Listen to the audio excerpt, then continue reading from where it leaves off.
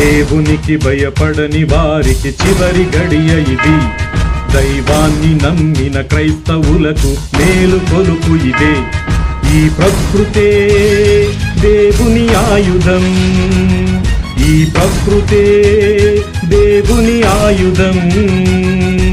మార్పులేని మనిషిని శిక్షించడానికి మనిషిపై వస్తుంది ఈ ప్రళయం.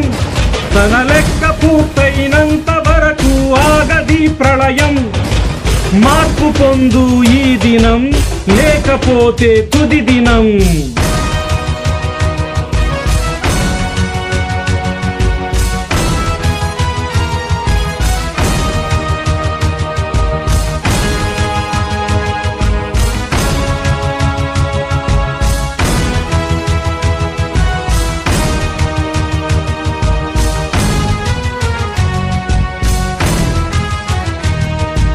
నీతిమంతులు లేకపోతే, పాపులందరూ పెరిగిపోతే ఎంతకాలం మనిషిని భూమిపై ఉంచాలిరా?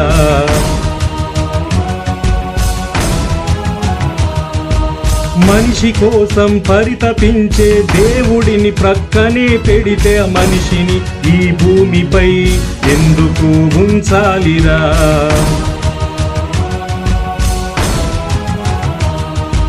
అగ్ని, నీరు, గాలి, నింగి, నేల సారం అనుభవిస్తూ సృష్టికర్తను ధిక్కరిస్తే ప్రకృతే గర్జించదా?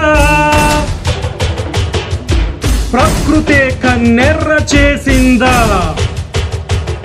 పరమాత్ముడే ఉగ్రుడైనాడా?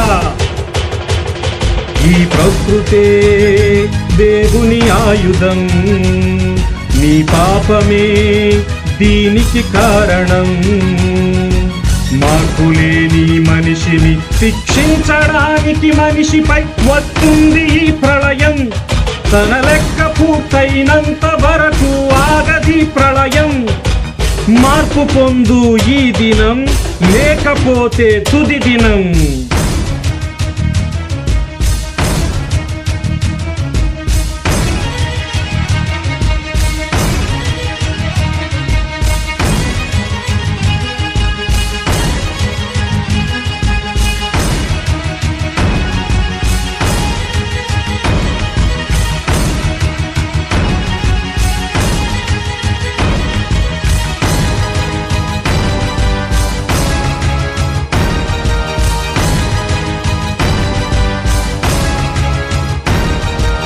మనిషి మనిషిని చంపుతుంటే, ఉగ్రవాదం పెరుగుతుంటే, నరుడు మృగముగా మారితే ఎందుకు ఉంచాలిరా?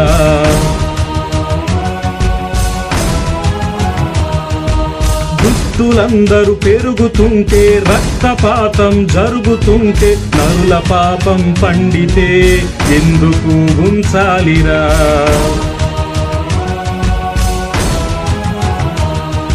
నేల నాదని, నింగినాదని, దేవుడంటే లెక్కలేదని సృష్టికర్తను ధిక్కరిస్తే ప్రకృతే గర్జించదా?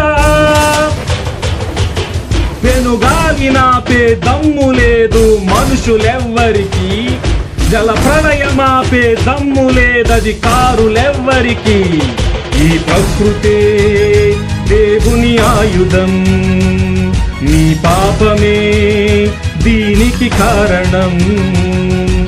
మార్పులేని మనిషిని శిక్షించడానికి మనిషిపై వస్తుంది ఈ ప్రళయం. తన లెక్క పూర్తయినంత వరకు ఆగది ప్రళయం. మార్పు పొందు ఈ దినం, లేకపోతే తుది దినం.